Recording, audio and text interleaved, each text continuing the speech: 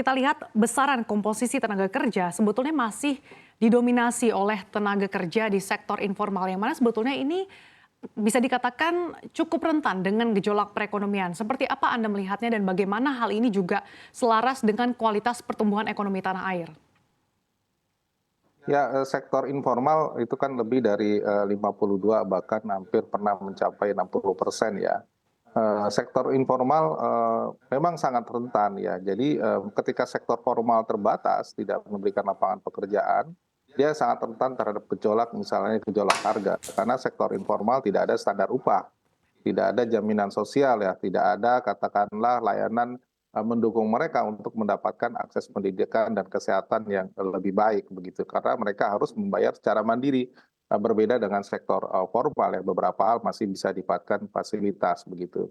Saya kira memang kalau kita lihat apa namanya sektor ke depan memang formalnya itu yang harus ditinggikan, harus ditingkatkan begitu. Nah, caranya bagaimana? Ya, pertama adalah tentu saja melakukan investasi-investasi pada perusahaan-perusahaan yang tidak hanya UMKM-nya, tapi skala menengah besar lebih banyak, karena mereka memberikan ruang financing yang lebih baik ketika perekrut tenaga kerja pada sektor formal yang lebih banyak begitu ya. Ketika banyak investasi banyak di UMKM, banyak kemudian yang larinya secara legal itu banyak ke sektor informal, tetapi standarisasi terhadap upah, standarisasi terhadap jaminan sosial dan sebagainya menjadi kurang. Nah, ini yang kemudian kita harus perbaiki begitu ya, karena pekerja-pekerja di UMKM banyak memang yang tidak memenuhi ketentuan atau tidak bisa karena terpaksa tidak memenuhi ketentuan misalnya standarisasi upah minimum provinsi yang sudah ditetapkan, karena sifat fleksibilitas usaha UMKM yang sangat dinamis mengikuti perkembangan dinamika ekonomi yang sangat jangka pendek. Nah, ini yang kemudian memang harus kita perhatikan.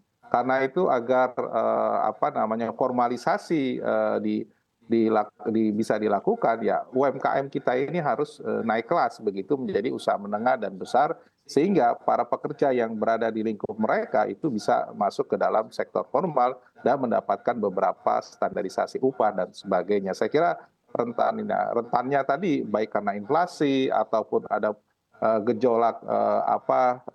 gejolak musiman yang terjadi, termasuk misalnya ketika kita mengalami resesi ataupun COVID seperti itu, yaitu kemudian yang menjadi problem begitu.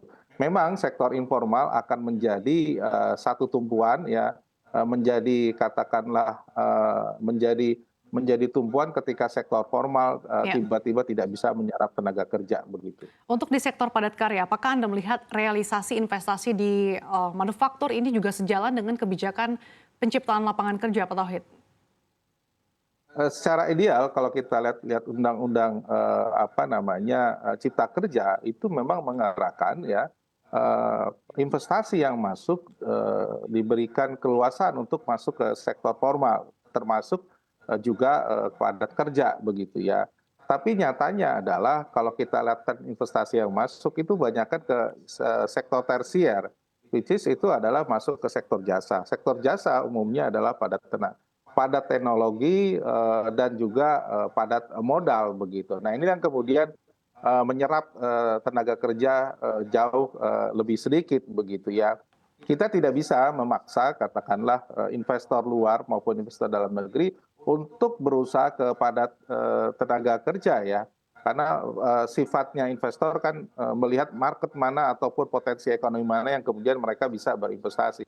Namun saya kira ya pemerintah harusnya bisa memberikan insentif ataupun fasilitas lain yang lebih besar ya ketika memang dipilih industri ataupun sektor-sektor yang memberikan katakanlah peluang penciptaan lapangan kerja lebih banyak. Misalnya katakanlah dan ini belum ada insentif yang cukup jelas ya kecuali misalnya insentif untuk R&D, untuk pendidikan dan sebagainya itu ada potongan-potongan pajak. Tetapi yang tenaga kerja saya kira ini yang masih belum konkret begitu. Misalnya untuk tenaga kerja yang sifatnya masif, misalnya di atas industri, di atas penyerapan kerja di atas 100 atau di atas 1.000 orang, harusnya diberikan insentif yang jauh lebih banyak ketimbang pada beberapa industri yang hanya katakanlah menyerap tenaga kerja jauh lebih kecil dari yang bisa ditetapkan. Saya kira ini yang kemudian diberikan. Yang kedua saya kira adalah kita ini mengalami perubahan dari struktur upah ya, dari Jabodetabek ke wilayah-wilayah lain begitu ya, terutama ke Jawa Tengah, ke Jawa Timur. Nah, sektor-sektor padat tenaga kerja dengan tingginya upah di Jabodetabek itu mengalami kekosongan ya dalam transisi ke wilayah-wilayah lain. Nah, ini yang kemudian menjadi problem pengaturan perpindahan industri padat tenaga kerja ke tingkat upah yang lebih rendah. Ini yang kemudian juga menyebabkan proses relokasi ini berjalan lambat dan pada akhirnya membuat industri sulit untuk bergerak cepat untuk menyerap tenaga kerja di wilayah-wilayah baru gitu. Nah, problem upah ini yang kemudian memang akhirnya menghambat industri-industri atau bisnis yang berbasis tenaga kerja cukup banyak ya begitu. Nah, ini yang saya kira dua problem utama baik investasi maupun struktur upah yang menyebabkan industri pada tenaga kerja mengalami problematik yang cukup serius begitu. Oke, kalau misalkan terjadi pergeseran investasi dari tadinya padat karya menjadi padat teknologi atau padat modal, ditambah lagi dengan problem struktur upah, lalu upaya apa Pak yang perlu dilakukan oleh pemerintah untuk bisa mencapai target tingkat pengangguran terbuka yang bahkan ditargetkan bisa mencapai 5% di tahun 2025? Apakah memang ini cukup realistis atau butuh terobosan seperti apa Pak Tauhid? Ya, saya kira memang ini ya ada perubahan ya. Yang pertama ya dulu 1% pertumbuhan paling tidak bisa menyerap 400 sampai 500.000 tenaga kerja ya. Sekarang sekitar 200 ribuan ya tenaga kerja setiap 1% pertumbuhan ekonomi begitu.